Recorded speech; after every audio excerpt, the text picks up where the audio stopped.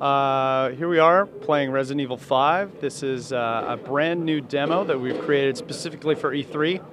What we're seeing here is Chris Redfield, returning hero in action. It's been 10 years since Chris was caught up in all the bad stuff that happened in Raccoon City. As you can see, over the last 10 years, Chris has been working out. He's a little buffer. Also belongs to a new organization. It's called the BSAA. And Chris has left stars behind and is working on a more global perspective. Chris has come to this town in Africa called Kijuju, and he's tracing the source of the virus back to its roots. And he's come to this small town and discovered that the population is being forcibly infected against their will by some mysterious organization.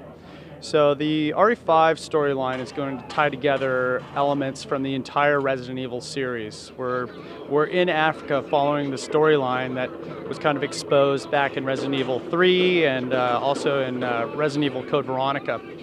So Chris has come here and he's been partnered up with a new character to the series, Sheva Alomar, who actually belongs to the African branch of BSAA. Here's Sheva here.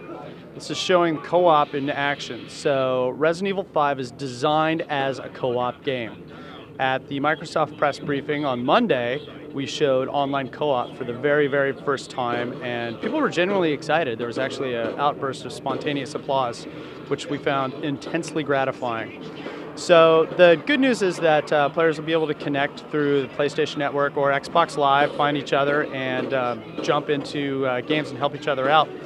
But if you don't have a buddy or you don't feel like being social, the game is going to fill in with some pretty rock-solid AI on Sheva. You can see even at this early stage, Sheva has jumped up or has been tossed up to the area above, and she's providing cover fire for Chris while he's facing this oncoming rush of infected guys.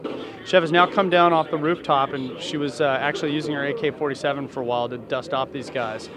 But her AI is actually really smart in this non-connected co-op version. She'll be doing things like giving you ammo as she picks it up, healing you if you get into tight spots, providing cover for you, all sorts of really smart things. It'll be good for people when they're playing alone or together. This is something really exciting. We're seeing some of the destructible environments in Resident Evil 5. You no longer have to open a door and hope to God that there's not something on the other side that wants to suck your brains out through your ears. You can actually now put a few rounds through a door and see what's happening on the other side before you risk life and limb. The destructible environments, range from the very small things like boxes or piles of fruit that you can shoot at and amusingly watch roll around the environment, to larger things such as entire walls on buildings. We see on one of the other levels here when one of the bigger bad guys in the other level actually has this ginormous axe/hammer, and he can actually smash it through the walls and knock you down if you're on the other side unsuspecting. So here we're about to see another action point. Here is co-op happening. So Chris is called Sheva, and what he's going to do is he's going to toss her over to the other side. Sheva now has to work her way down the building across the street, because this building Chris and Sheva are in, the door is locked at the bottom. So as Lindsay is playing here from Chris's perspective, what he's going to have to do is first take care of that dude, and then he's going to jump down to the level below. He's going to switch over to his sniper rifle.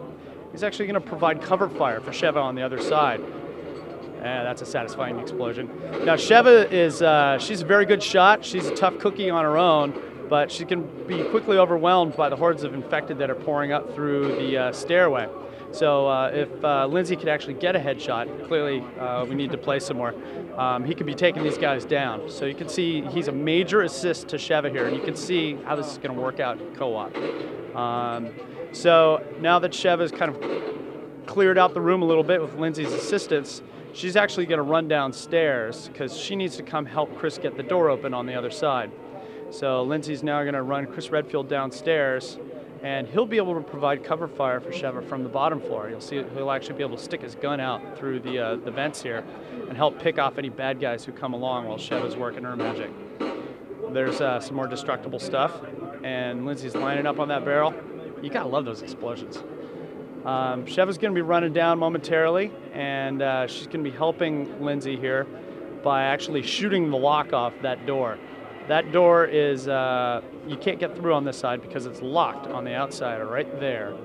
And Sheva is going to wander down, and oh, that's not good. Lindsay's going up for a little up-close knifing action. Yes, bullets always work better. Here she comes. Shoot it, baby. There she goes. There she goes. She's actually tough enough to kick a lock off a door. That's not something you usually see.